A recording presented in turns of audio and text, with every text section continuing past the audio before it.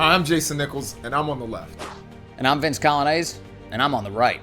And if we can't find common ground in this world today, then we're all just travelers. Passing each other in an international airport. In this great American experiment, we'll be relegated to the trash bin of history. So let's come together. To debate without yelling. And let's save this nation. Coming up, a Republican Congresswoman from Colorado joins us on Vince and Jason Save the Nation. Vince and Jason Save the Nation is brought to you by Goldco. To all of our listeners with an IRA, a 401k, or other retirement savings, have you seen the headlines today? Our federal debt has now reached over $30 trillion. What the federal government is not saying is that the Fed is running out of ways to fight our growing debt bomb. Inflation and tax hikes may be their only way out. We all dodged a bullet when Senator Joe Manchin announced that he wouldn't support the Democrats' crazy Build Back Better plan. But the truth is, the Democrats may not give up so easily. That is not good news for hardworking American taxpayers. Whatever the Democrats do in 2022 may mean even more and higher inflation. The more the dollar comes under attack, the more physical gold and silver could protect your money. So if you have over $50,000 or more in your retirement savings, your money could be at risk. Learn how you can protect your life savings with physical gold and silver. Call 855-948-1605 to receive your wealth protection kit. That's right, call 855-948-1605, and Goldco may give you $10,000 or more in free silver when you open a qualified account. That's why Goldco is the only company we recommend for gold and silver. Goldco is A+ rated by the Better Business Bureau, a 5-time Inc. winner, and has countless 5-star reviews. So, what are you waiting for? Call 855-948-1605. That's 855-948-1605. Call Goldco and get started today. Hey, everybody. Welcome back to Vince and Jason Save the Nation. I'm Dr. Jason Nichols. That is my good friend, Vince Colonnese, and we have a special guest today with us. Vince, let us know who we have. This is Republican Congresswoman Lauren Boebert from Colorado, who joins us today. Congresswoman, so great to have you with us. Thanks so much, Vince. Thanks, Jason, for having me. This should be fun and exciting. I'm looking forward to our chat today. Yeah, we are too, for sure. Let me jump right into your basic assessment of how things are going for the country right now. You saw former President Barack Obama show up at the White House yesterday. I think anyone who is kind of like just politically attuned understands that that's a big deal for the Biden White House. They want to bring in Obama in a midterm election year. He's much more popular, clearly, than Joe Biden is. But to me, that seems like... I thought Biden was the most popular president ever elected, 81 million votes, right? Sure. So, but when I look at that, what I'm seeing is they need kind of window dressing over a bunch of other issues that are festering in the country that need to be addressed. How do you rank the priorities in terms of what we need to address in our country? First and foremost, I would rank our border as the top priority. We have a complete invasion taking place at our southern border with 2.5 million illegal aliens coming into our country. And that's just who we know about. That does not include hundreds of thousands and possibly millions of what Border Patrol agents call gotaways, people who were not apprehended whatsoever. And those are probably the most dangerous of the people that are coming across, because those would be the criminal aliens who do not want to turn themselves over to the Border Patrol. But certainly we need to get our inflation under control, and that starts in Washington, D.C. I voted against trillions and trillions of dollars in spending where the federal government is just printing money, and it is absolutely devastating our economy. And this is why we're seeing inflation the way we are. And then, of course, coinciding with that, we have to get America energy independent. We are currently funding the Kremlin and really both sides of Putin's war right now. Congress wants to pat themselves on the back and say, don't worry, we sent aid to Ukraine. So we did something really good, and we all wore blue and yellow. So look at how great we're doing here in Congress. But really, we are importing 100,000 barrels of oil from Putin every day and sending him a $10 million check each day. This has to stop. top. Under President Trump, America was energy independent for the first time in 72 years. And we should still be energy independent, not dipping into our strategic oil reserves, but we should be pursuing energy dominance and literally exporting freedom throughout the world. So we've got a limited amount of time. I want to ask you, what exactly does energy independence mean to you? Because I think people have different definitions. And by one definition, we are still energy independent, meaning that we are a net exporter of energy, which would include natural gas, coal, and petro. I think what a lot of people are saying is that we're talking about petro. And then with regard to that, in 2020, we were energy independent because we were locked down and no one was driving and no one was using oil. So, of course, we were exporting more than we were actually needing to use. We were energy independent before the lockdowns. We were energy independent, and this was something that we were touting under President Trump's administration. But energy independent means we don't beg OPEC for more oil. We rely so oil on independence. That's what you're referring to. All of it. Not energy. No. All of the above, and especially if you're. So we're still energy independent. Correct? If you're going to, no, we are not. We are currently dependent on what Putin is doing. And that's why you are paying more at the gas pump right now. That is why moms and dads are having a hard time driving to work, But isn't it true that we've ended our relationship with Russian oil and the fact that no, it is not true. We only had about 8%? I'm sorry to interrupt, but we have very short amount of time. If we had an hour, one of the things Vince and I, we never cut people off. But hold on. It is not true that we ended that with Russia. In fact, Nancy Pelosi played a fun little con game where she had a suspending energy imports bill from Russia that the House voted on and Biden signed after the Senate passed it as well. This, first of all, had 45 days to be enacted. I think we're 29 days into that now. So everything is still flowing for 45 days, but there are waivers all throughout that bill excluding Russian oil and gas from this. So the Russian oil and gas still keep flowing even after the 45 days. It was a fake Russian oil ban. Well, I think there is some broad agreement. I think all of a sudden there's this realization, including, some of the institutions that fund the American left that, we do need to open up the spigots a bit on oil. I mean, I did see this report from the Wall Street Journal yesterday that the Biden administration, although they're not thinking about increasing American energy production, they are thinking about importing Canadian oil all of a sudden, at least in the short term, to help bring down some of these gas prices. But they're not greenlighting the Keystone XL pipeline. I just can't understand that, because you have a situation where if you care about the environment, I mean, the cleanest way to actually get that oil from Canada to the United States would be that pipeline, Congresswoman. Correct. And that was canceled on day one. But the Nord Stream 2 pipeline for Putin was green-lighted. That was approved by Joe Biden. And, I am for an all of the above energy approach. But I don't want to sacrifice American energy independence at the altar of climate change. We can have these green energy policies, these unreliables like wind and solar, but we need to be able to mine for those products in America, not rely on our adversaries and outsource that to our adversaries. China owns mines, cobalt mines in the Congo, where there are currently 40,000 children mining for that cobalt with their bare hands. And then that cobalt is shipped to China. They make solar panels, and then we buy solar panels for them. And once again, feel really good about ourselves. But it's really just this not in my backyard extremist mentality that says, you go ahead and mine it over there, tear up your land, use child and slave labor in your country, and then we'll buy the products and feel really good about ourselves like we did something important. Right.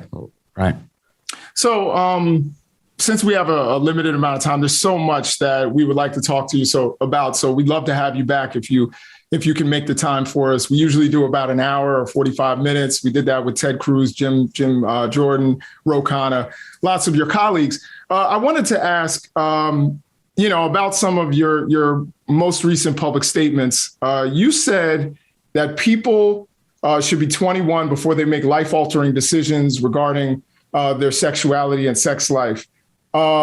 Some people I don't are believe pointing that we should be chemically castrating our children or physically castrating our children. That needs to be the choice of an adult. If an adult wants to change parts of their body, that's fine. This should not be happening in children, and we certainly shouldn't be pushing this grooming agenda in our schools. Children should So you not be think taught people are about being sex. groomed to be transgender? Was that your school I think they're being experience? sexualized. I think they're being sexualized. They're being taught about sex and being awakened to that much too So you're early against in sex life. education? Is that what you're saying? In elementary school, in middle school, yes, I am. Middle school? You're against it when kids start going through puberty? It absolutely starts sexualizing our children. So and no, even, I and just even want to when be you are clear. having- when you are No having sex ed, no, this is- education in middle school. So 7th, 8th graders should not get sex education. They shouldn't have comprehensive sex ed like we have in Colorado. This is something Okay. that's What is really comprehensive sex ed? I'm not familiar. I'm not from Comprehensive Colorado. sex ed isn't just saying I'm a boy, you're a girl. These are my parts. These are your parts. This isn't what comprehensive sex ed is. It actually goes much deeper into that, and that's where you do get this LGBTQ mentality that comes in and teaches kids how to have and enjoy same-sex sex, and of course, sex with the opposite gender, which there are only two. But this is what's happening in comprehensive sex ed. I don't think that 7th graders and 8th graders need to be taught how to enjoy sex, how to pleasure themselves. This is not for teachers to be teaching our children. These are, this is a conversation that needs to be had in the home at an appropriate time. But this is not something that should be taught in public schools, especially in elementary school where it is taking place. Congresswoman, on this issue, are you encouraged by the rise in some Republicans, and I think that includes you, who are willing to take on these corporations who support that agenda? You saw Disney has come out; they're against that bill, that legislation in Florida that would prevent, sexual identity conversations, for 8-year-olds. Are you supportive of the effort to push back against these corporations, including if it means the loss of those jobs in states like Florida?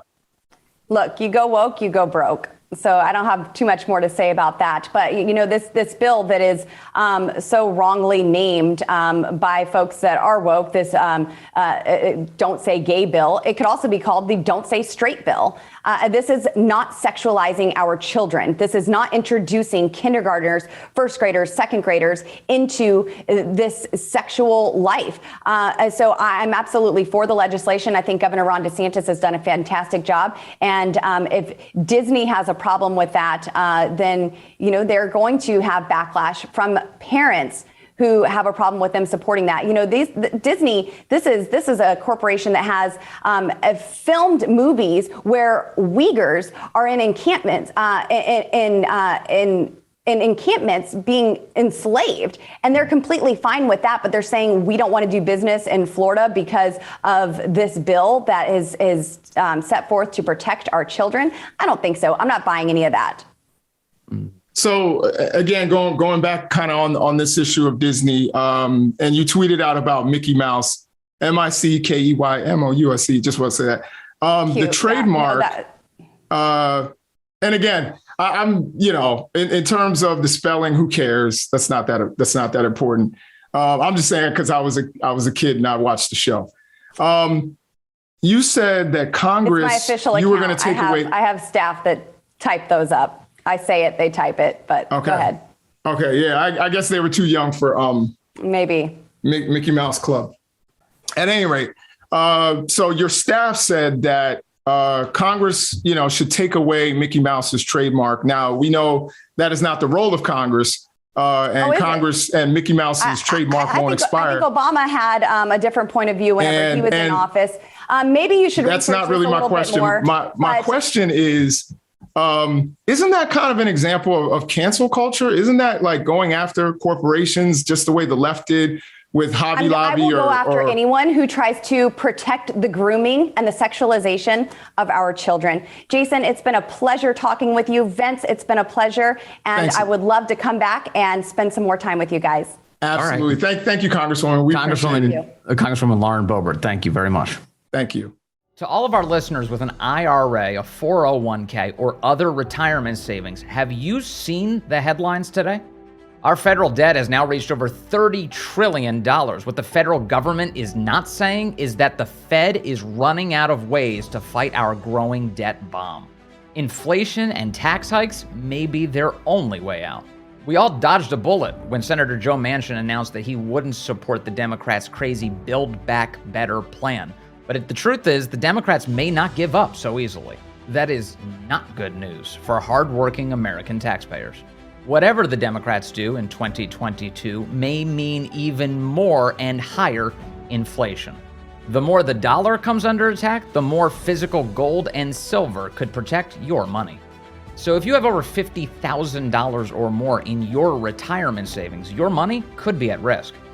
Learn how you can protect your life savings with physical gold and silver.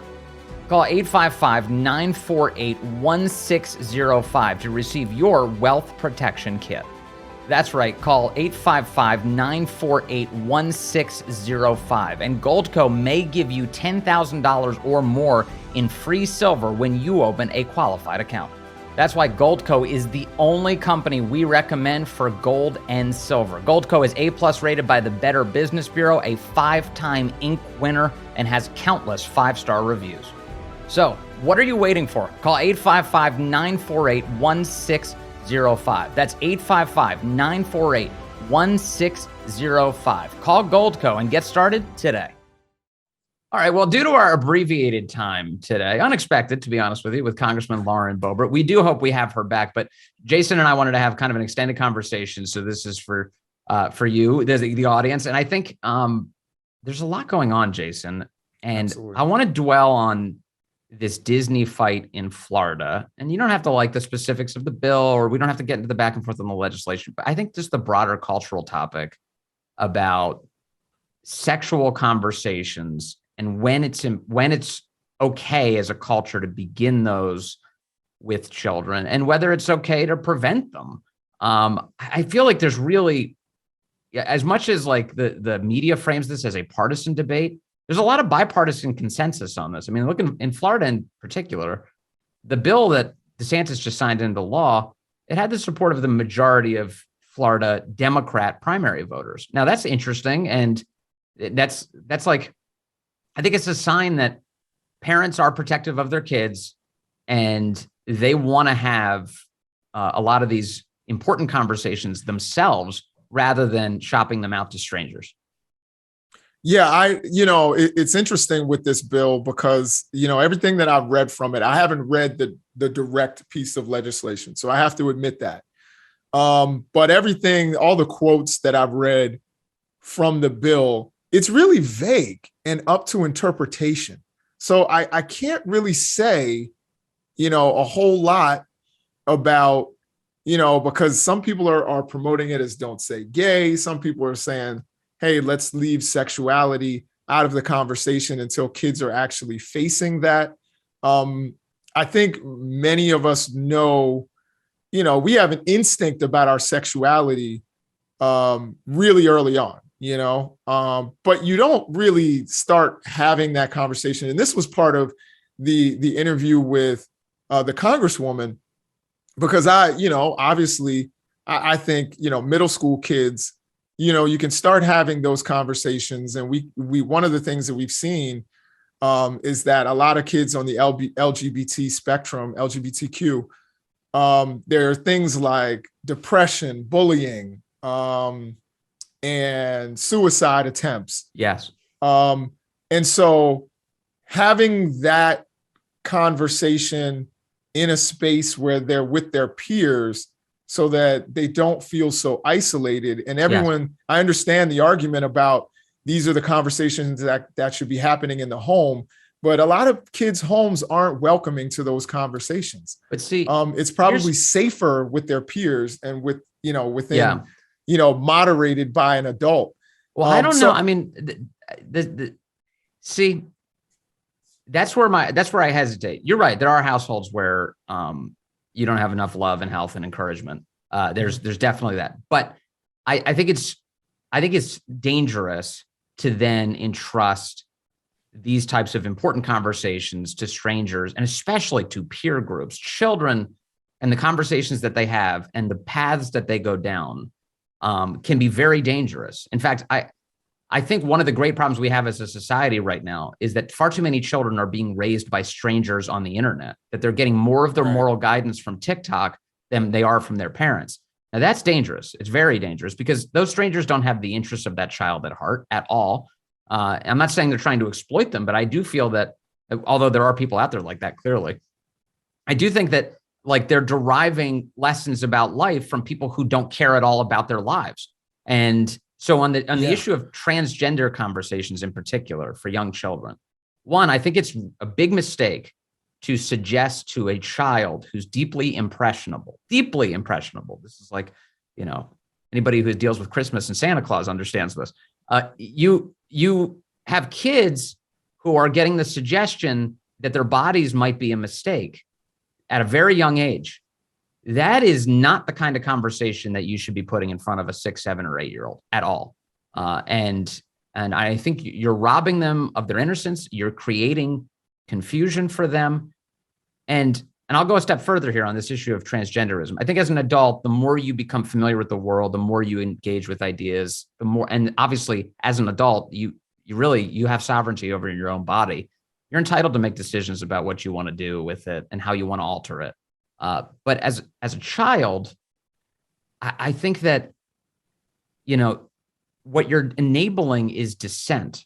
Like if a kid comes to you and said, like if you discover that your child is on drugs, for instance, you're not going to abet it. That's what we call enabling, right? That's like, you're allowing their dissent to continue unencumbered. In fact, you're accelerating it.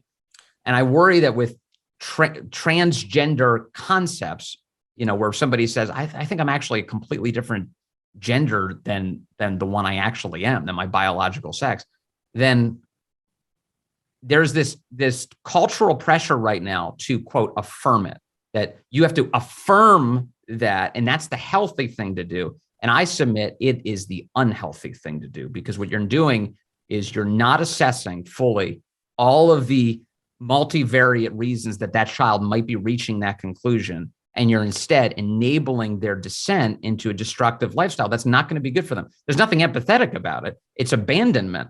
And so I would say we should, like with all of that, like if you want to be empathetic, you want to help kids out, don't lead them down the road to destruction, and tend to their actual needs and like care for them. So I first of all, let me be clear that I hear what you're saying. I definitely don't think that, and the Congresswoman had said some things about sexualizing young children. I think it's a little different when you start saying, 21. I think we allow people to go to war at 18. Yeah. We allow people to make really serious life and death decisions. You can buy a gun at 16 in some states. So like, there are a lot of situations where we entrust, we with all of the deaths that we get from automobiles, we let young people drive. Right. I think you can make certain decisions, when you're younger than 21. I'm not going to sit here and pick a time or, whatever. But certainly younger than 21. So I can, I'm not sure that we see eye to eye on that, but I definitely understand about, the impulse to say, hey, let's not talk about sexual anything in first, second, and third grade. Let's let kids explore what it is and come to their own conclusions about sexuality and gender identity and all of that. Look, my kid's 7 years old right now. She's in second grade. I was just going over her homework with her. She was doing social studies homework.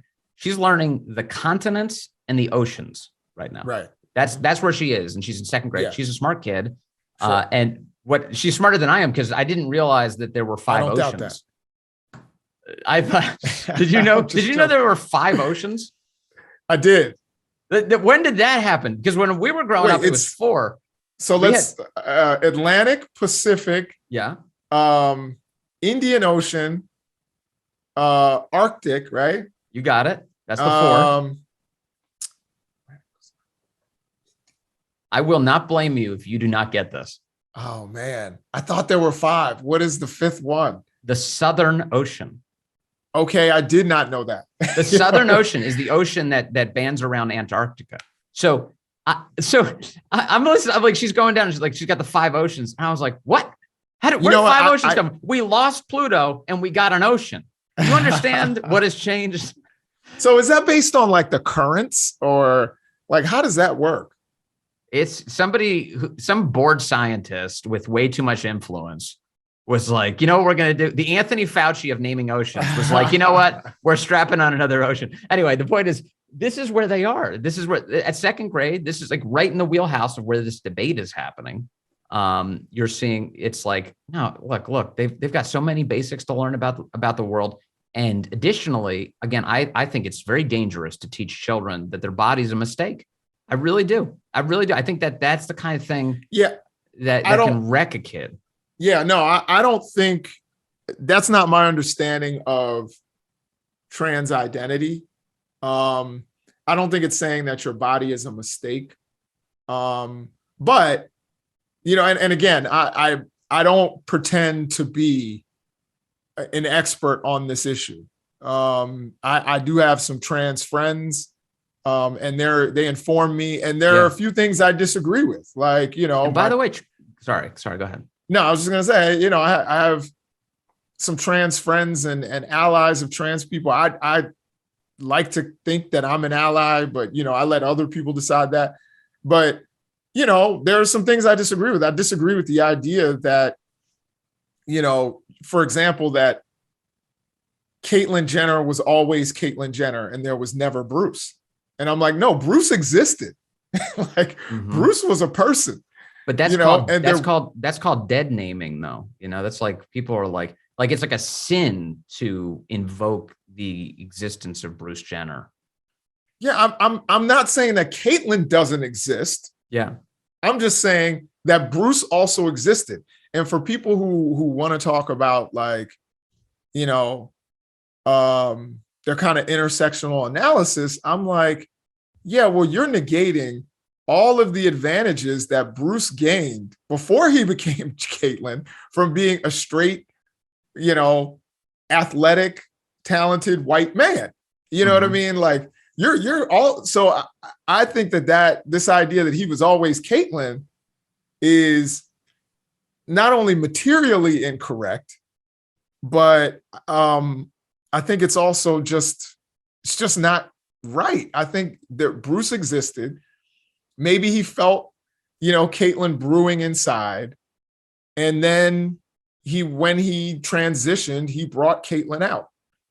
And that's okay. I mean, I think there was like I said, there was a Cassius Clay and then there was a Muhammad Ali. But like, here's something like Bruce Jenner, now known as Caitlyn Jenner, is out there saying that— who works for Fox News, by the way. Yeah, who just got hired by Fox to be a contributor. So is out there now saying that he would never compete. Like, the idea is that he would never compete as a woman. He thinks that that's completely wrong. It should be, as I understand it, just based on what your sex is. Like, whatever your sex is, that's the athletic competition you should be in. Do you agree with that? Well, the funny thing about that is he still took Woman of the Year in ESPN, right? Vogue or Cosmo. Wasn't it like, didn't ESPN do that? Or maybe I'm wrong. Maybe it was, maybe Vogue or I'll look it up. I mean, I think he got a couple of those, you know. So it's really ironic that he's going to be like, no, you can't compete. There were other women out there saving people's lives and doing all kinds of crazy stuff. Glamour magazine named Caitlyn Jenner the 2015 Woman of the Year. Yeah, so she didn't give that back, you know, or take that title and say, no, I'm not Woman of the Year, I'm Trans Person of the Year. She didn't do that. She accepted, I'm Woman of the Year. So I think and there were other women that, you know, who were cisgender who did incredible things in 2015, but didn't get that recognition because Caitlyn took it. So until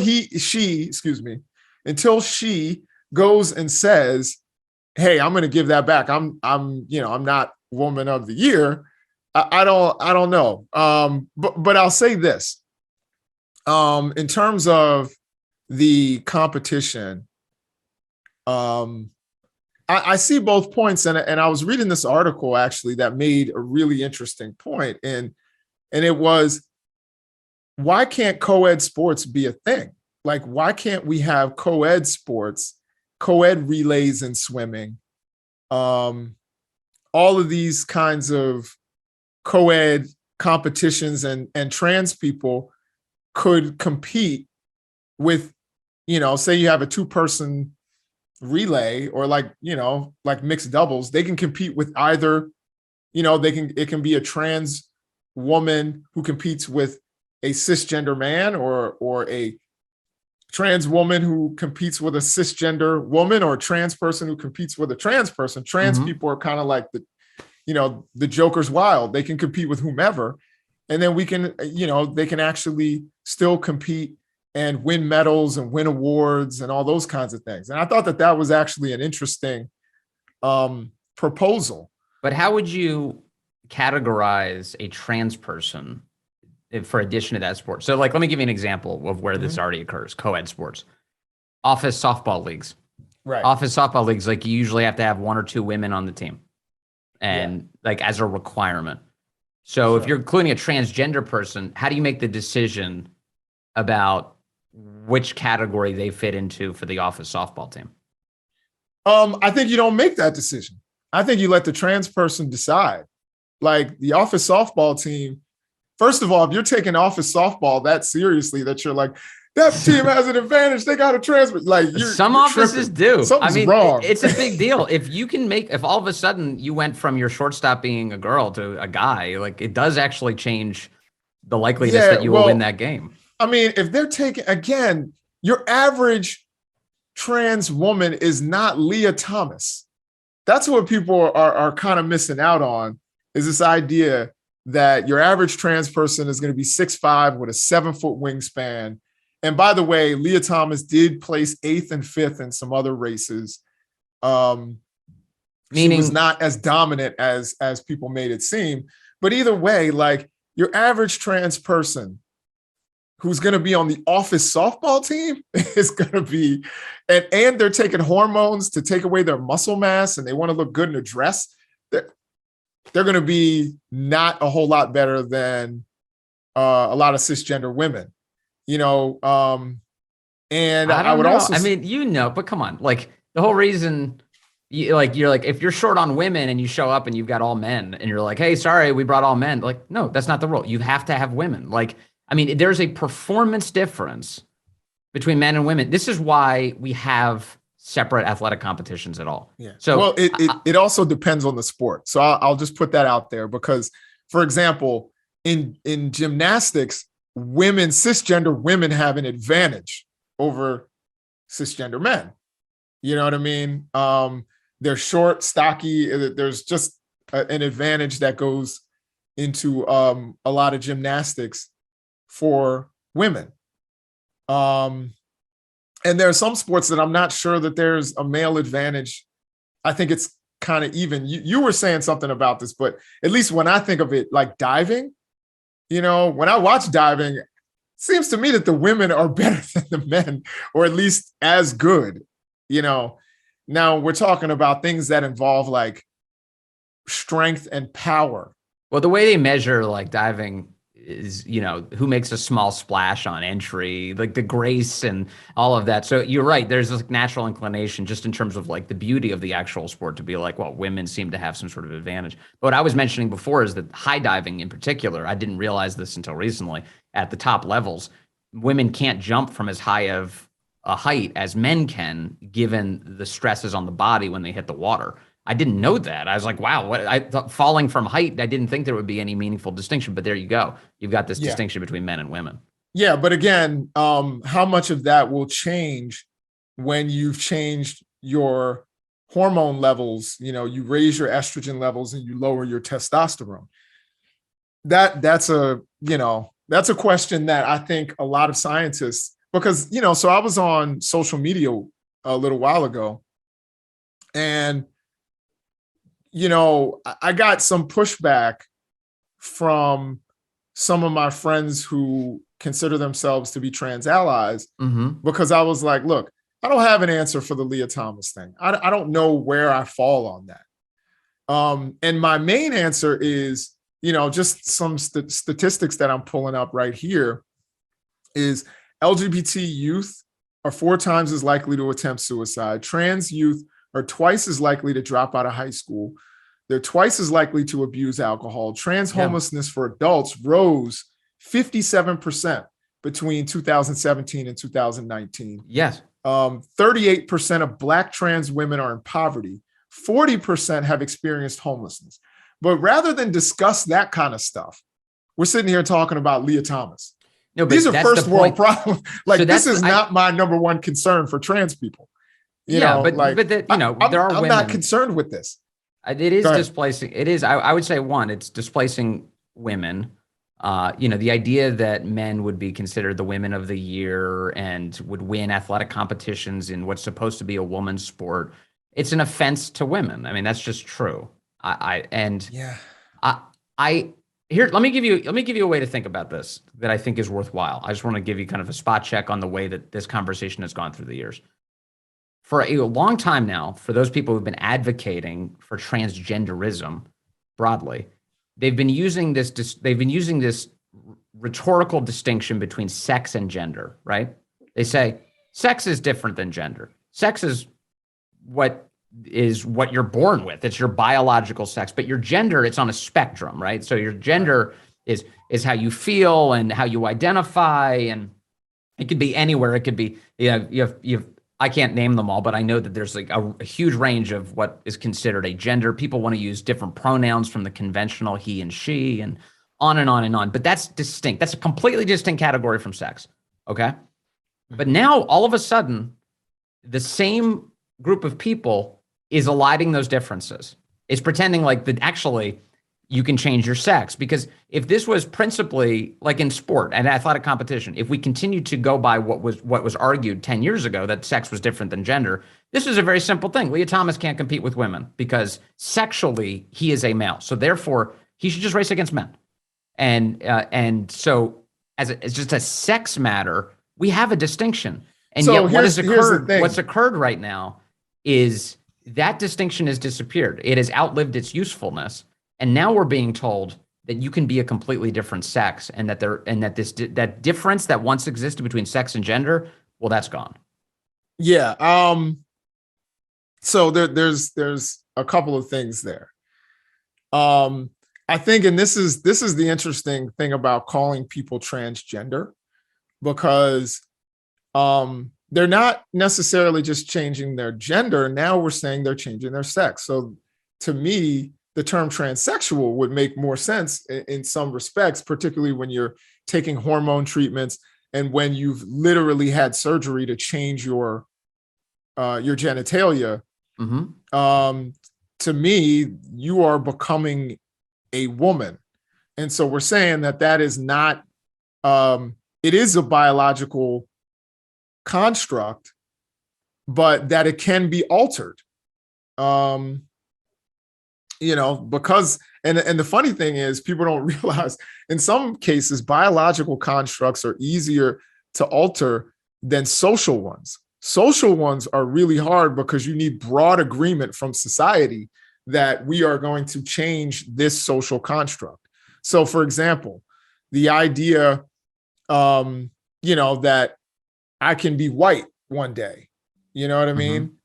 We would need broad agreement from society. And there's a show called Atlanta that's really hilarious. And they did this whole skit about a guy who was transracial. And it was a Black guy who was like, no, I'm white. Like, Rachel Dolezal in reverse. Yeah. So he tried to be white. He was calling the police on Black people. It was hilarious. But the whole point is that what made it funny is that society would not be in broad agreement that he could become a white man. You know what I mean? Now society has made the decision over time in some situations to have broad agreement that somebody is, another race. So for example, I've used this example a million times. Society decided somewhere in the 1940s or something, that the Colonnases were white. Prior to that, the Colonnases, as Italians, were an olive-skinned, Romance language speaking group of people, and they were not considered white. They were considered something else. They weren't considered black, but they were some construct outside of whiteness. And then we had broad agreement as a society, they're going to be included in whiteness. It's harder to change those kinds of constructs than it is to biologically alter an individual. But I think a lot of us, including in the academic community, we have it in reverse. We have this kind of mixed up idea that that these biological constructs are static. So that's why we will use the term transgender rather than transsexual. Right, because fundamentally, on a biological level, you can't change your sex. And what you can do is you can modify your appearance. You can make cosmetic changes. You can modify your chemistry. You can definitely inject hormones and things. But at the biological level, that's immutable. Your sex is immutable. It's not changing. See, I disagree with that because, again, and this goes back to the complication with Castor Semenya, or I'm not sure how to pronounce her name. I think it's Castor Semenya. Yeah. So with her, like the old school way of telling sex was the equipment you have in your, with regard to your genitalia. Right. All this idea about chromosomes, that nobody checked your chromosome. No, it pops up in an ultrasound. You look at that's how you find out in an ultrasound whether you're having a boy or a girl. They're like they say, look right there. Look there it is. There it is move, by the way. Did that happen with your kids? Did the text say there it is, or do you see that or something like that and not give you a clear answer right away? No. It's funny with my son. So I had a daughter first, and then my son, I went, to the ultrasound, and I knew it was going to be a girl. I was like, it's going to be a girl. And I was kind of down about it because I wanted a son. You know what I mean? I am the last person in my family. All my uncles have girls. My dad has two brothers, and they both have two girls. I love how honest you're being about this. Yeah, no, I was like, with the third, I didn't care. I was like, give me whatever. I'm cool. But, my son, I got to admit, it was a little bit of disappointment because I was like, it's going to be a girl. I know it's going to be a girl. So you just had this sense. You're going in, you're like, it's going to be a girl, and you're already disappointed. And the funny thing about it was when we looked at the ultrasound, the nurse said, and this is a quote, and I'm not giving him, any kind of props. Maybe he'll see this in 20 years and be like, but like, so good. The nurse was like, oh, that's a boy. And then I was like, I can't believe it. I don't believe it. Maybe that's a finger sticking up or something. And then the doctor came in and we were like, yeah, we just want to be sure, the nurse said it was a boy. And then he looked at it and he's like, oh yeah, that's a boy. Oh, that's hilarious. So I was hilarious. Like, I guess maybe it skips a generation. No, okay.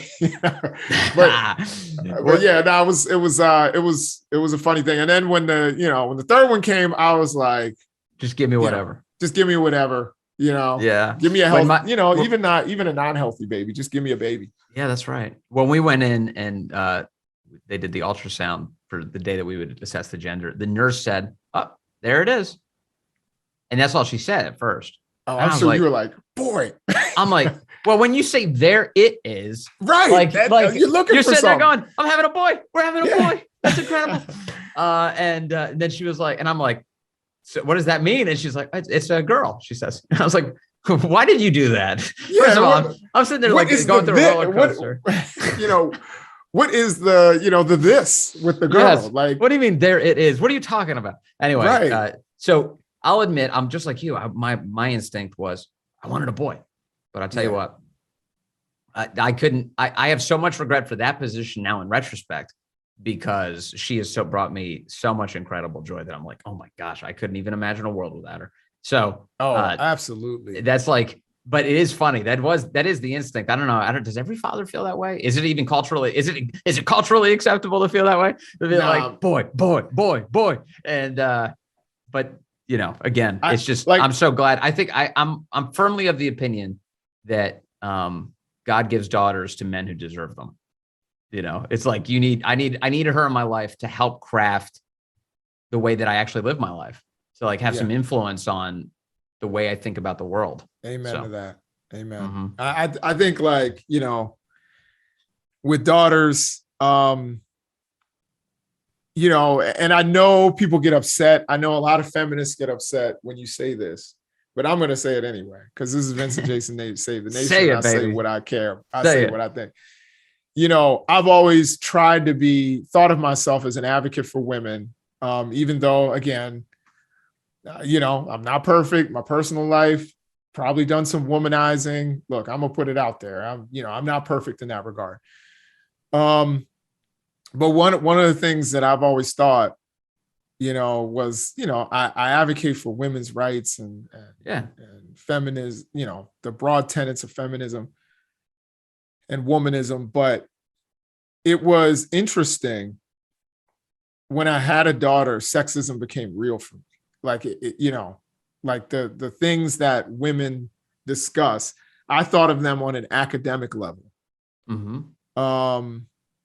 And then I started to really see, like, I don't know, it really hit me like, wow, why do I want a boy? Is it because I deep down in my mind, I think there are certain things that are going to be easier for him because he's a boy, I think there is some of that. I mean, was most this your of it, first I child? think Was your son your first child? No, he was the second. Oh, okay. So my daughter, so it maybe if I have another child, it'll be a boy, because we went girl, boy, girl. Yeah. But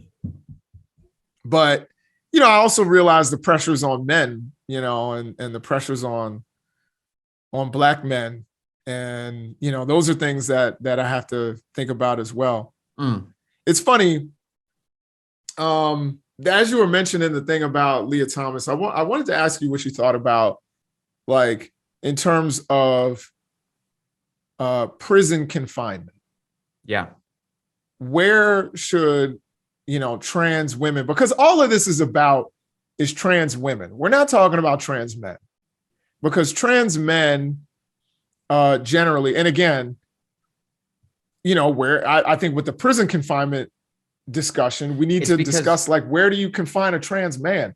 But I'll just say real quick, the when they're playing, I interviewed this trans man who played semi-pro football.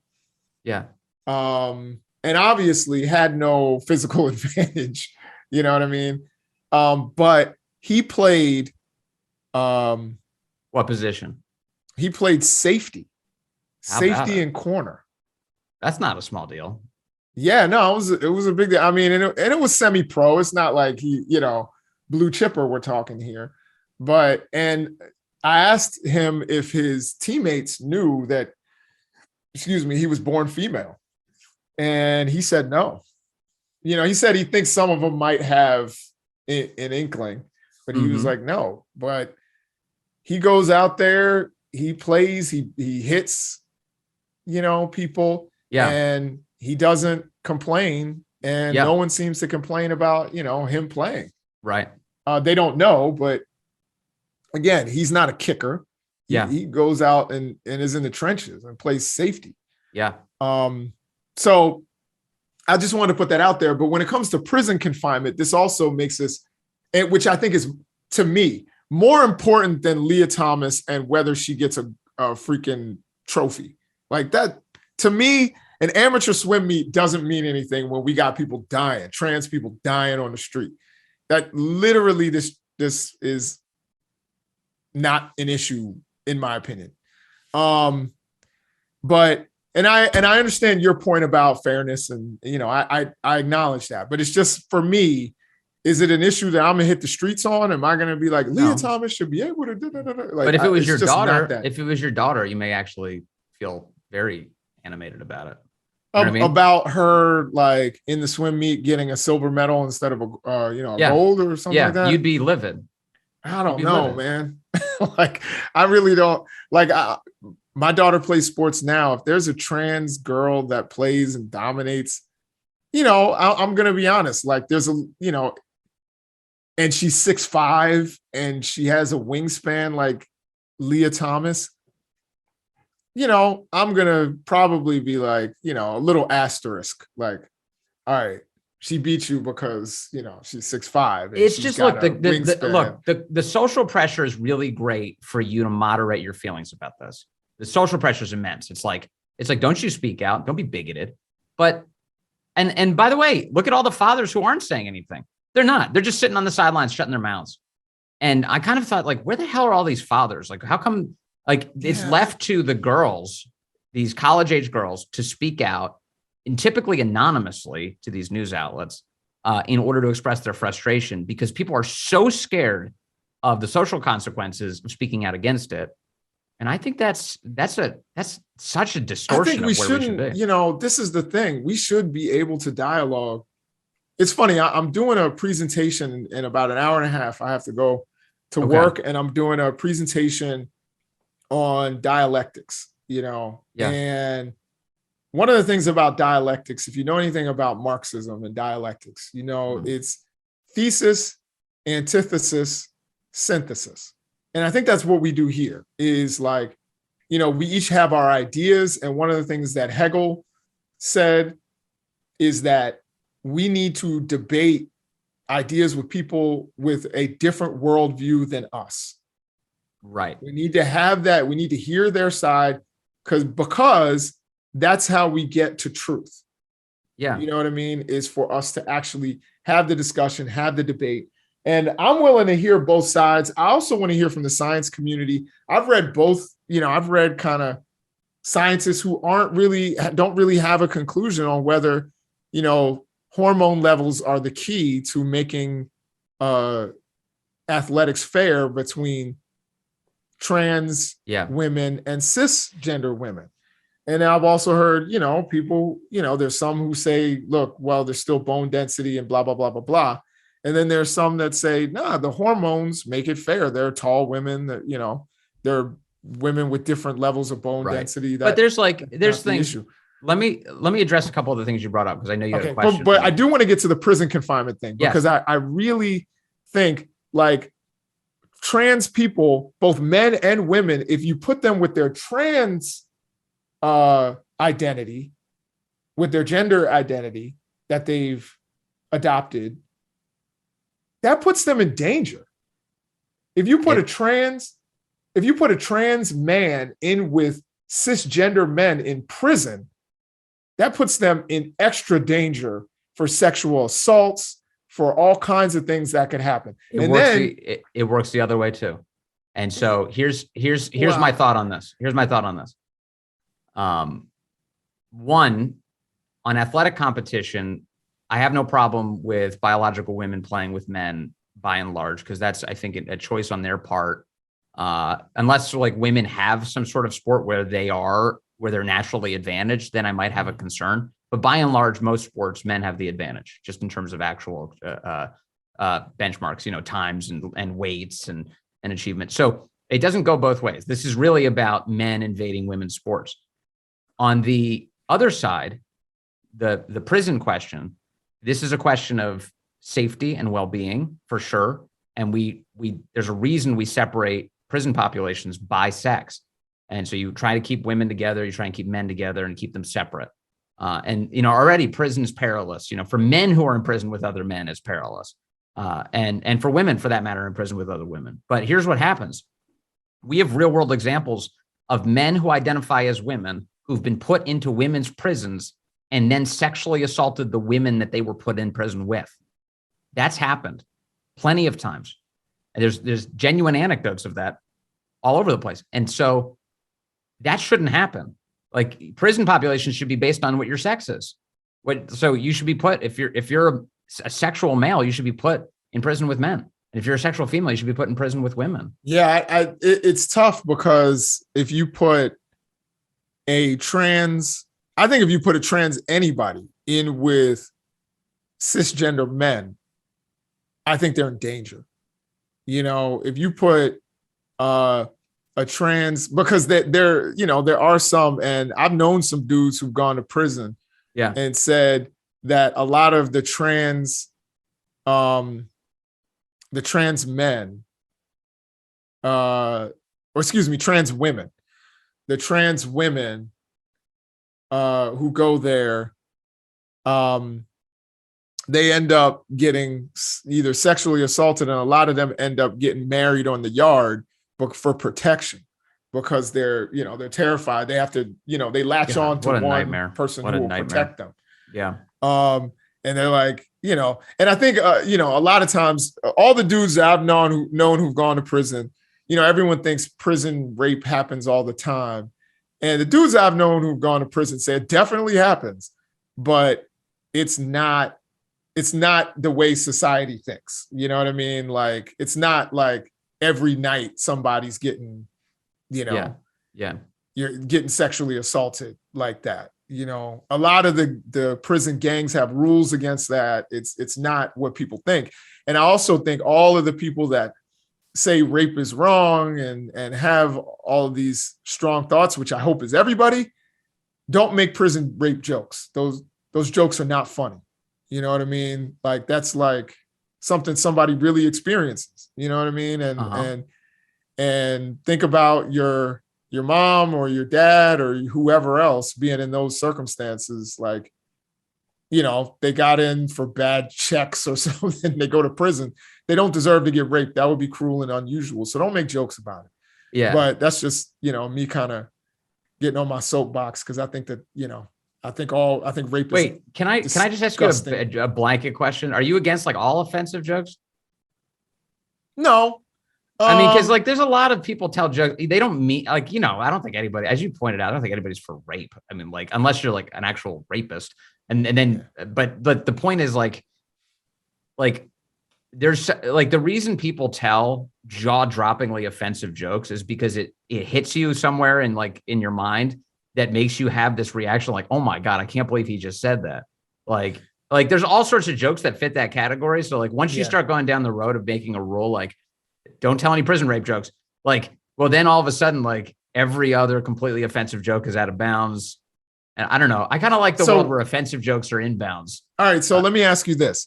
If someone made a joke about raping your wife, would you think that was acceptable? No, I'd be furious about that. Right. So I'm not saying that there should be a law against, telling that joke. If you want to tell a joke that is awful and offensive, go for it. I'm just saying, if you want to be a good person, I mean, it's kind of like, and, with rape and sexual assault, I think about, did you ever watch the show SVU? No, but I'm aware of it.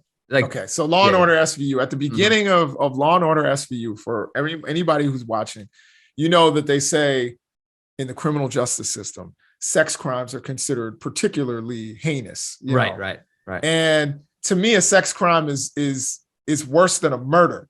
I know people who've killed people, and and usually there are circumstances where I'm like, I kind of see, Well, you're right. You're right in terms of the way we think of it as a culture, for sure. Yeah, and I think that way of thinking of it is not the wrong way to think about it. You think about Cain Velasquez and him shooting someone who molested a loved one of his. Like, I kind of have a little bit of empathy for that. For sure. I think there's a reason there's a reason the phrase there are worse things than death exists. Absolutely. Yeah. No, I think that Cain Velasquez, don't get me wrong, for anybody who's like, oh my God, he went, like, you should go through the legal processes. That's why we have them. But you can't tell me you don't understand the impulse to want to take justice in your own hands with what I think is the most egregious, horrible, disgusting crime that you can commit, which is a sex crime. You know what I mean? There's no other way to violate somebody. You know what I mean? Tell people the Cain Velasquez story so they understand what you're talking about. So Cain Velasquez, if you're not a UFC fan, Cain Velasquez was the first Latino heavyweight champion in the UFC. Great fighter, had some injuries, is out of the fight game right now. Even though I've read from some people that train with him that he could actually come back. He's in a good enough shape. But allegedly, a man had sexually assaulted a family member of his. And he found that man and shot the guy, and the guy died. And now there are a couple of things here. This man was not tried or convicted. So I'm not saying that what Cain Velasquez did was right. I don't want anybody to get me wrong here, because that guy didn't get to go through a trial and get to deny what happened or anything like that, at least to my understanding. Let me adjust your understanding, because here's what I know. Absolutely. This is attempted murder. Was not a successful murder. I think the guy died, though. Didn't he die? Let me read from his Wikipedia. Okay. I know this is crowdsourcing Wikipedia, but this is what they say. February 28th, 2022, Velasquez allegedly shot a man in Santa Clara County, California. Shot at a man, that is, and hit an unintended victim. The man who Velasquez shot at, Harry Golarte Jr., had been arrested prior to the shooting for allegedly committing child sexual abuse acts at a daycare attended by one of Velasquez's young relatives. Golarte was later released from custody on personal recognizance. An armed Velasquez allegedly chased after a vehicle that contained Golarte Jr. and his stepfather.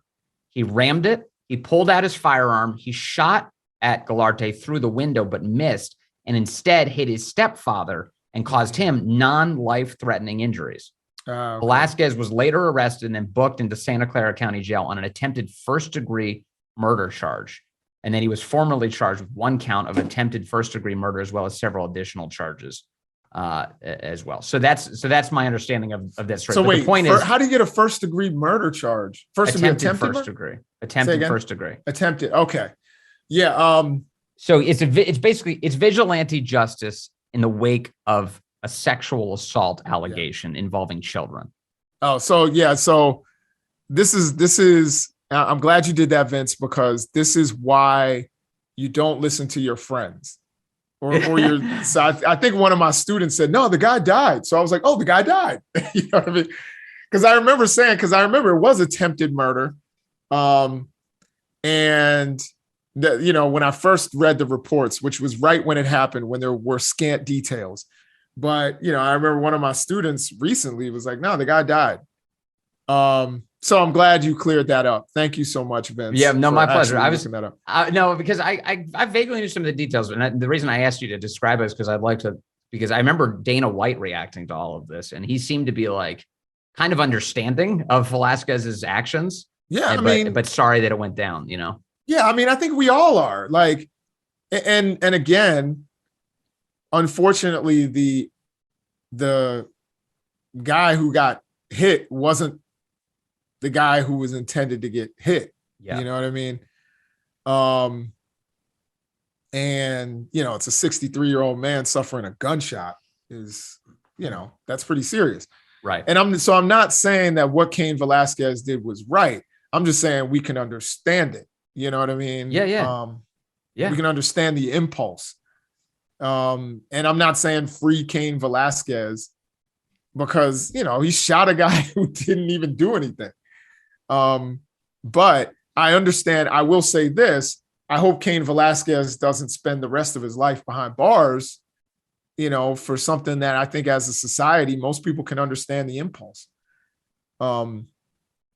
So anyway, my point is, I'm not saying make a law against telling jokes of any kind. Right. I'm all for free speech. And that was kind of my question to Congressman Boebert.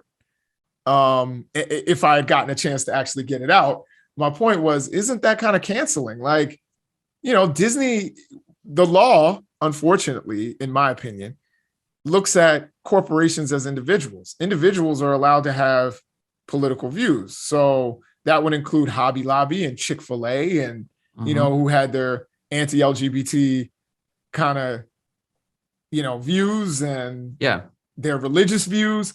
It's a discussion, again, that there's so much nuance in. And this is why I'm so glad, like going back to dialectics, this is why I'm so glad to have these kind of highbrow conversations with you, Vince, is because of the fact that I'm not 100%, I don't have, my flag in the ground that says, liberal.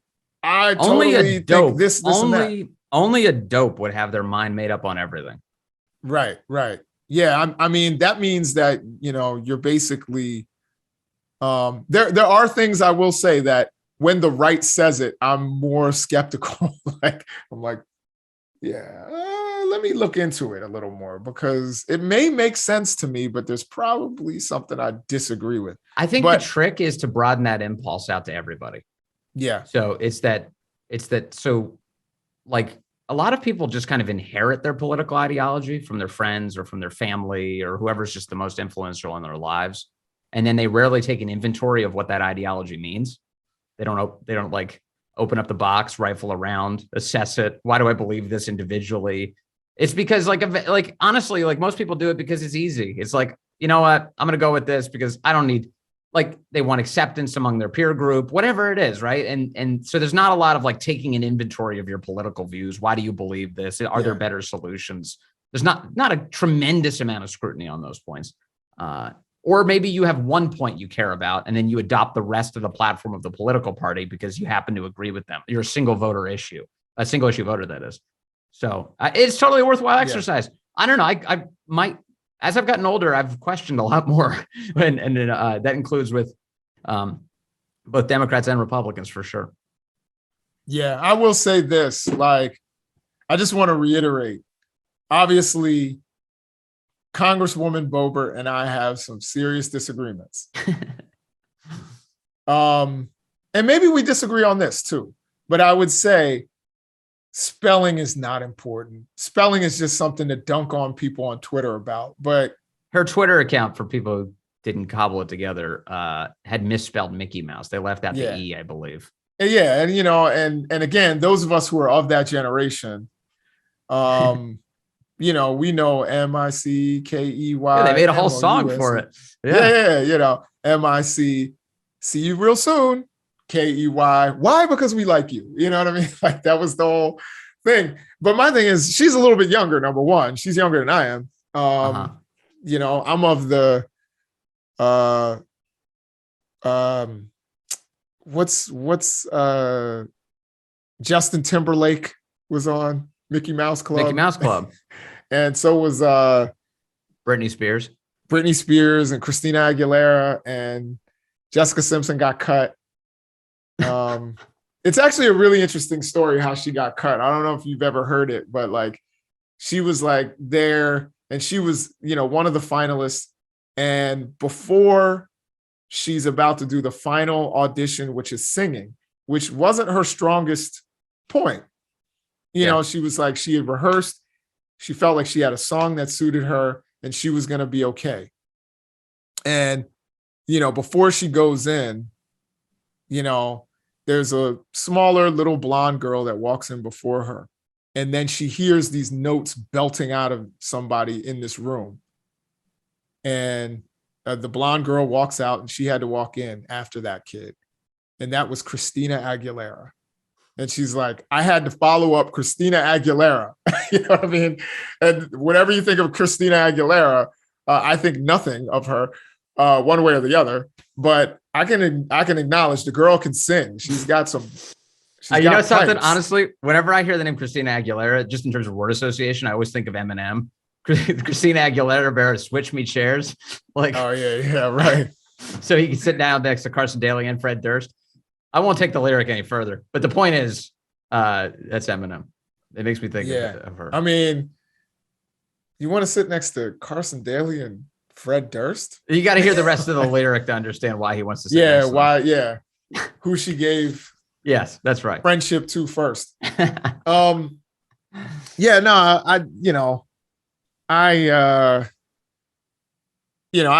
just want to say spelling on Twitter in particular, I feel like Twitter puts something in there to make you misspell things.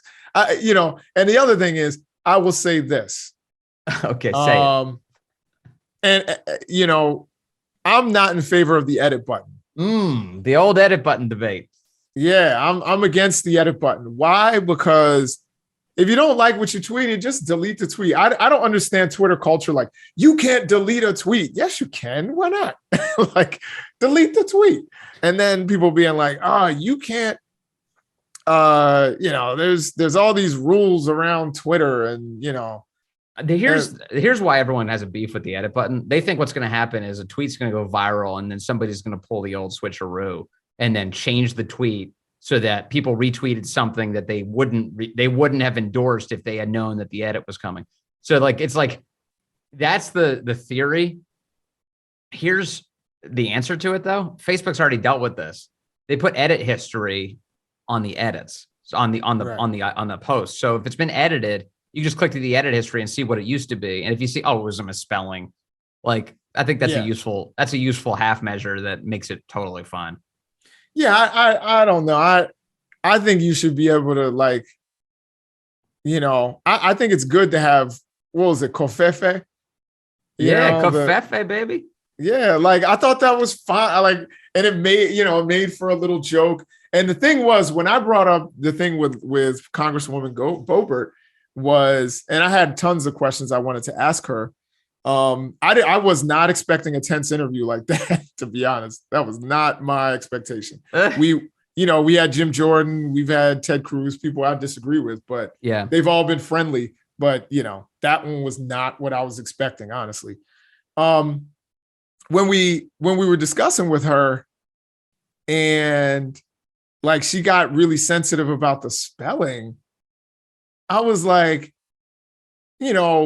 one of the things that made Trump kind of interesting was Trump laughed and leaned into the Covfefe. Yeah, there was a whole theory. There was a whole theory among some Trump supporters that he intentionally added typos to get mileage on some of these tweets. That and actually, it's funny.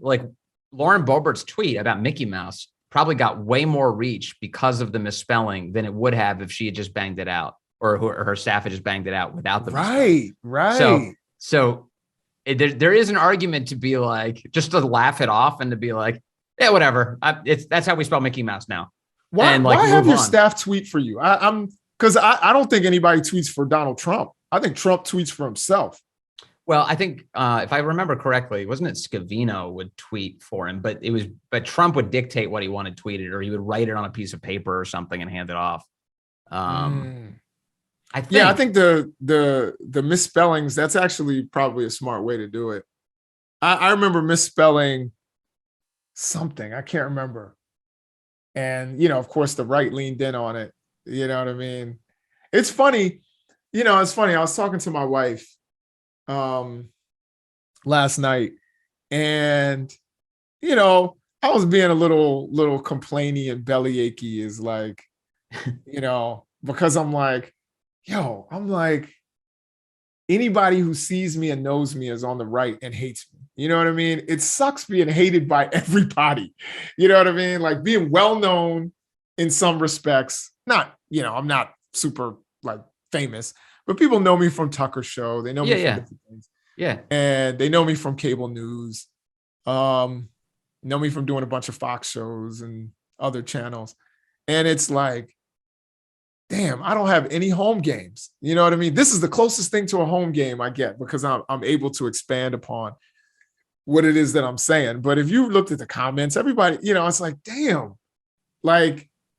I don't know anybody else who has that. I'm the only person I know whose audience, with the exception of Juan Williams. Juan Williams, I think everybody hates him on Twitter when I look, and Jessica Tarloff suffers. Well, this is what happens. I mean, as a basic function of being the loyal opposition who goes into environments that aren't, bubbles for your view, you'll be faced with that. And so, you look at, I think of, look at Jeff Lord. He's not on CNN anymore. When Jeffrey Lord would go on, people would just savage him for appearing on CNN, and he had nobody to represent him. Rick Santorum being a CNN contributor, same thing. It's just it's the product of that. It's unfortunate, but it is the product of that. Well, I think Santorum, he gets torn up, but Santorum has his people. You know what I mean? I think I built my career starting out by going into these spaces thinking I could have collegial debate But bringing up my points and being pithy from time to time, and snarky. But we would sit there like you and I do. Yeah. But cable news is a point scoring format. It is not designed for like some sort of like middle ground influence operation. It's like you're not like, we're going to work out the kinks, and at the end of this segment, we'll come up with a conclusion. Like everyone who enters the segment knows what their conclusion is. Like the conversation is not. It's not open-ended, definitely. But again, like when I did the spelling thing, like honestly, and maybe I shouldn't have thought this, but I thought she was going to find that funny. You know what I mean? I sang the song. I thought she was going to find it funny, like not funny, hot, like hilarious bellyache, but like how you got it. But then answer the question about cancel culture. But she seemed really genuinely angry about it. And I was like, all right, this is a different, and like I said, with the flow of the interview.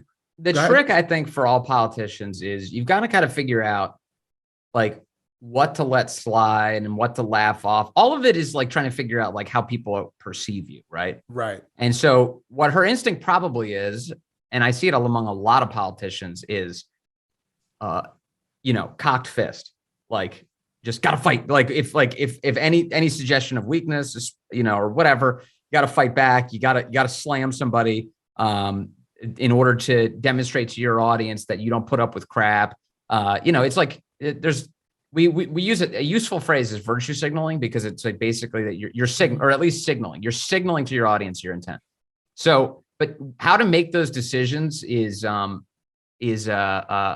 mature thing. Like you really have to. Sometimes it's actually worth like laughing off. Like sometimes it's like demonstrating some humility and be like, I got fat fingered, whatever. But the point is, and right. And I think Jim Jordan did a good job with that. You know what I mean? Jim Jordan came through pleasant. I'm sure there were some questions I asked that were a little uncomfortable, but he was like, we're gonna have a good conversation. Cicilline, when you were digging in on Cicilline, he was like, you could see like he had some enjoyment in it. Yeah, like, he enjoyed the tumble. He wanted more of a fight, actually. So I think he wanted to get in the mud a little bit more, And then you have someone like Ro Khanna, who I think Democrats, and I wrote this actually in an article for the Daily Caller. I don't know if you saw it, but I think Democrats really should, if Biden doesn't run in 2024, should look at Ro Khanna. Because I think Ro Khanna comes across, he's progressive, but he comes across measured in a way that I think will appeal to centrists. Maybe so, but honestly, that this like the centrist appeal thing, I don't know if it works at like a broader electoral level. Like you need to be pretty charismatic typically in order to succeed in a presidential primary. And like Andrew Yang had some niche appeal. Like he had kind of had this audience of people who liked him, but it was limited. It was limited. I think Ro Khanna would probably occupy that lane. Similarly, you need somebody who's like super charismatic, I think, by and large, to dominate, because the personality plays a huge role in this. I think you need really, he would need really good surrogates. And like, again, I think Bernie Sanders had that kind of niche. But Bernie's charismatic, man. He is charismatic. Bernie's got energy, and this is why I was just talking about this week. And we started the conversation with Lauren Boebert. Obama comes back to the White House yesterday. It's not an accident. They really could use the assist, and for sure, Obama cleared the primary field for Biden. Obama picked up the phone. He told Pete to get out. He told the other candidates to get out ahead of Super Tuesday. And they did. They all abandoned the field, and it allowed the primary fight to consolidate behind Biden to stop Bernie's insurgents. And that's because Bernie had a charismatic appeal to the Democratic base that Joe Biden did not. And once the establishment decided via Obama to close ranks, that was how they were able to push Biden through. But I mean, I guess without those outside forces, at the very least, in a pure contest, charisma matters a lot. Yeah. No, I do think it does. I don't think. I just don't know about Kamala Harris and her charisma. And Look, if there's Biden hangs it up this year, let's say going into the presidential after the midterms, Biden says, no, I'm not running for re-election. Do Democrats make Kamala the nominee, or do they have a primary contest? I think they have a primary contest. I agree. I think you're right. I think they have. They're not in a position. I think if Biden were 60% approval and popular, then he can coronate, someone else and say, hey, Kamala's it. She's an extension of me. But right now, Biden is not there. He's unpopular. Even the things he does right, he, seems to do wrong with the public. Public hates him. Not hates him, but they don't like him any more than they like Trump. So I think they've got to open it up. I think Mayor Pete would be, honestly, and I hate saying this, but Mayor Pete would be an easy choice. Easy. But right now, with LGBT issues at the forefront and many centrists becoming a little more conservative on those issues, it puts him in a really difficult spot. Mayor Pete, I've seen him, and he's another person I've seen go into conservative media and do a doggone good job. Like, well, he's smart on his feet. Really good communicator. He's smart on his feet, but I think the problem with Pete Buttigieg is that he is kind of the living embodiment of like elite perspective, right? And I don't know, I don't think the Democratic Party needs like another elitist kind of leading the charge for their platform. And I bet you there's a real divide on this because, remember, Pete's he's a McKinsey consultant and a guy who comes from corporate America who, remember the allegation at one point during the Democratic primary that Pete Buttigieg was involved in McKinsey advising Canadian supermarkets to fix bread prices in order to make it so that bread was more expensive for poor people. And it was and this was the left. The left was basically like, hell with this guy. I think that those attacks would be resonant again and would be meaningfully crippling for him. I mean, you've got, and who am I to say who should be the nominee for the Democratic Party? I just think that somebody who's actually more in touch with the average life of the average person in America should be at the top of the list for either party. I think his argument, again, he was mayor of a post-industrial Midwest city. The people of that city, it's a small town. I mean, it's a, I guess they say mid-size, but it depends on your perspective. If you're from New York or Philadelphia, it's a small Depends town. on if Notre Dame is playing a home game that weekend. Right, exactly.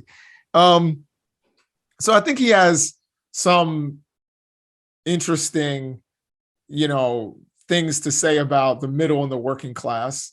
He can have a message. I think Pete Buttigieg, and I probably shouldn't say this. I talked to the Buttigieg people at one point. I chose to go with another candidate. It's kind of interesting. We find some disagreements now, but I think, the Buttigieg, particularly with him being in charge of infrastructure. Mm-hmm.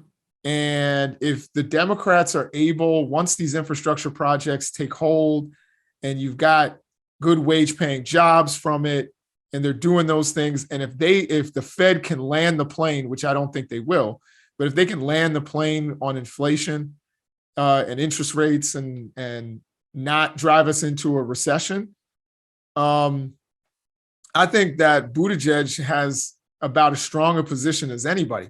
Given Kamala, they sunk Kamala Harris by giving her immigration as a topic. That was the worst decision by the Biden administration. Her team is reportedly very resentful about that. And she should be. If I were on Kamala's team, I would have been like, hell, I would have raised hell in front of the president. I would have been like, that is ridiculous. This is a problem that we haven't been able to solve in 4 decades. You were in Congress trying to solve that problem and you failed, and not you alone, but everyone failed on that issue. The last administration tried to solve it. They couldn't solve it. The administration before that you were part of, they couldn't solve it. Nobody has solved this issue. And now you want to put it on her plate when you're trying to say she's the heir apparent and you don't really have a solid plan for fixing it? You're sinking her political career. I'll stipulate that I disagree with you that there wasn't progress prior to this. I think there was, the Remain in Mexico arrangements and getting the Mexican government to agree to try and stop some of the illegal immigration on their own southern border.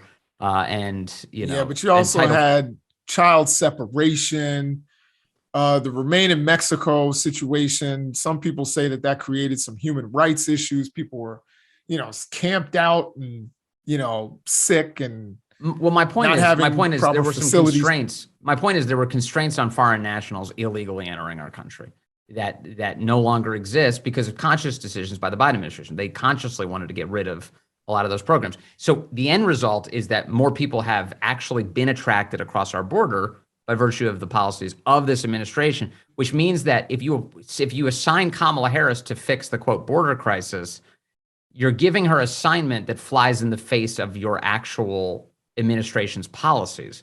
So it's like it was almost like, I don't know, it was gaslighting. It was like, oh, she's going to stop the border crisis. Like, not really, because your administration is enabling massive waves of migration into the United States. I'm going to disagree with that a little bit. I think what drives immigration is what's going on in Central America. And I think one of the things that they were trying to say is that she is going to be like the emissary going to Central America, encouraging people not to come, and also saying we're going to help strengthen your economy, help your situation with climate change and all the things that are driving immigration and making people want to get out.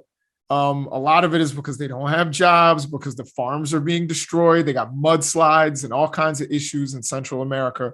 And people are like, in order to survive, I need to get to the United States where there's more opportunities, which is the same thing a lot of people's grandparents and great grandparents, probably the Colonnaises, also did. The problem is, and again, I think Remain in Mexico, again, for people saying, well, there are parts of our border where people are coming in. The Remain in Mexico was for people essentially who were being caught at legal ports of entry and wanting to file for asylum, which is a legal process. Mm-hmm. So that created a whole lot of issues right there. I think Title 42 was fine because we had a public health crisis. But the thing is, we're not in a public health crisis anymore. It's an issue. What we need is, I know it sounds like a talking point, but comprehensive immigration reform, where we overhaul the whole issue. And that's the role of Congress. That's not the role of the president. The president can put forth a plan, but Congress has got to start to agree. But Congress is too interested in winning elections rather than helping the American people. Let me just offer one meaningful pushback on that. Okay. Like, you're right. It's totally Congress's responsibility to pass laws. And if they like our immigration system to make more sense, they should pass laws that make it make sense.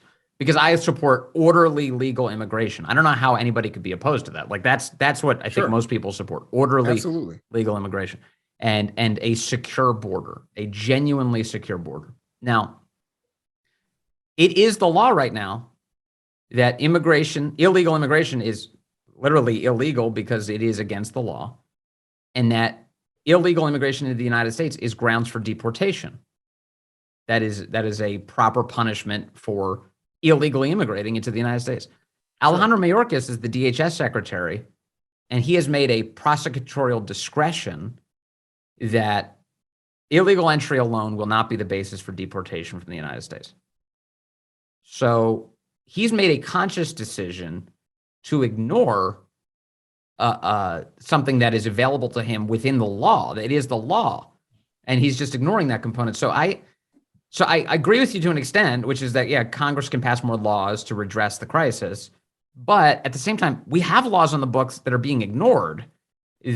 And so as a result, like, what's the solution there? And of course, now what you're seeing is states attorneys general who are suing the federal government in order to get the federal government to actually follow the letter of the law. So that's the system, playing out. But there are limitations here. If Congress can pass laws until it's blue in the face, but if the executive isn't going to enforce them, it's irrelevant. Well, let me just say this, Vince, if Congress were like you and me, and they were able to come together and actually have conversations and actually look for points of agreement, discuss things, fight it out, and then come to some level of consensus, we would be in a different place as a country. I think but again, a lot of people get tightly wound. They have their talking points. They're scared of their constituents. And when they actually decide, hey, I might go against my constituents, it's because they're not running for reelection, which I think is kind of weak. You know what I mean? But do something, stand on your principles, and then be willing to face the public. And that's what I've done my whole career. My final thought on that is you need to have respect for your constituents, though. So I don't want anybody coming to Washington who's you teach obviously in political science. I remember just political science classes. We would talk about the difference between an elected official being a trustee or a delegate of their voters. And a delegate is basically someone who should represent sort of their popular concerns. A trustee is somebody who the populace says, we trust you so much, you handle the big questions while you're in Congress, essentially. And so I happen to think that the relationship that a lawmaker should have with his constituents is a deep respect for them. And if he doesn't yet have their support, he should earn it. He should convince them that it's a good idea and bring these issues to them. So you're right. There is some bravery involved sometimes with going against your constituents and saying, I'm going to do something completely different. But I think that the way our democratic process works is you really should have the consent of the governed. And obviously the consent of the governed plays out with each election, but it's important that you don't have such a patronizing attitude towards your constituents that you abandon them and then say you're the hero. No, I hear that. I just know, as a student of history as well, there were a few lawmakers who, when it came to moral issues like segregation, who stepped up in the face of their constituents. Yes. Who told them, we oppose desegregation. Right. And they said, this is the right thing to do. And I understand, about people's fear of tyranny, but there are certain times where, there's a vote there and you can't be like, well, I know this is wrong in my gut. People elect you. This is why we don't have a pure democracy. People elect you to represent their interests. And sometimes, because you are armed with more information than they are, you can make a decision and say, I know that on the surface, because you are getting this through a media filter, that you think this is wrong. But trust me, you entrusted in me not to just parrot your ideas, but sometimes you entrusted me to make the right decision. And right. But if you want to be empowered to make those decisions again in the future, you have to win that constituency over. That's all. Right. And that's my thing. And that's where we're in agreement is I think you don't just say, well, I'm going to make this decision and retire and get my little lake house where I don't, and I don't have Wi-Fi, so I don't have to deal with your Twitter backlash. I think you go back in front of those constituents and you say, this is the decision I made. And this is why it was the right decision. Yeah. You know what I mean? And this is my beef with a lot of these retirees, particularly from the Republican Party who have pushed back on Trumpism. They won't go back. And that's one thing I will say, as much as I don't like Liz Cheney, as much as I can't stand her politics, which, by the way, she is more pro-Trump in her politics than Elise Stefanik by far in terms of who voted with the former president. I think it was 77% for Elise Stefanik. 92% of the time, Liz Cheney voted with Donald Trump. Mm-hmm. But she is going back and facing her constituents, and some of whom are really angry, and her own party is going out after her, but she's not tucking her tail and running. She's saying, you need me more than ever now. And like I said, I'm not a fan of Liz Cheney. Let me be clear. I know the left and the right will get upset with me for that. You know what I mean? Which I don't, again, I wouldn't be here. I wouldn't be on the Daily Caller if I was obsessed with how you feel about me. But although I will admit, sometimes it does, I'm not going to lie, I'm not bulletproof. It does get through. You know what I mean? When you're always like, people are always angry at you. Uh-huh. But it's the sophisticated criticisms that really get you. It's the one where they demonstrate concern and then expose some sort of vulnerability. It's like, if I was to leave in the comments right now, I can tell that Jason Nichols is full of self-doubt. They'd be like, damn, that was deep. Definitely. And that's the thing. Like, I don't mind when people get angry. People get like, they're a little indignant and they're like, false. Yeah. And here's why. And here's my evidence. You know what I mean? I don't mind that at all. No. What I don't like is you're a moron. You know what I mean? Like, that's like I would never do that. I would never do that to Congresswoman Boebert or Congressman Jim Jordan or because I just think that there's nothing. And it's funny because the first time I went on Tucker's show, I'll never forget. He was trying to rattle me. He couldn't get me to like rattle. This is in the early days of Tucker's show when it was like dunk on the left guy. Mm-hmm. And I remember he said, "You're just another tenured demagogue." And I laughed at that, number one, because I wasn't tenured, but I laughed at that. And, it was the fact that I laughed at that Tucker was like, all right, I like this guy. You know what I mean? He was like, all right, he's not easily offended. He's somebody that I can have a conversation with. And I think it was that moment that I kind of gained. He's like, all right, we're going to have you back. Yeah, that's cool. When you're so tightly wound and angry, it just doesn't, it's unproductive. It's not productive. You're not even going to represent yourself well. Man. All right. Well, this is a productive chat. You have to go. I have to go. And so does everybody else. Please like, subscribe, comment, and share, and check out our new YouTube channel. We're launching an independent YouTube channel just for Vince and Jason Save the Nation to have all these great conversations. Please subscribe to it. Thanks, everybody. We expect to see all 7 of you. Peace out.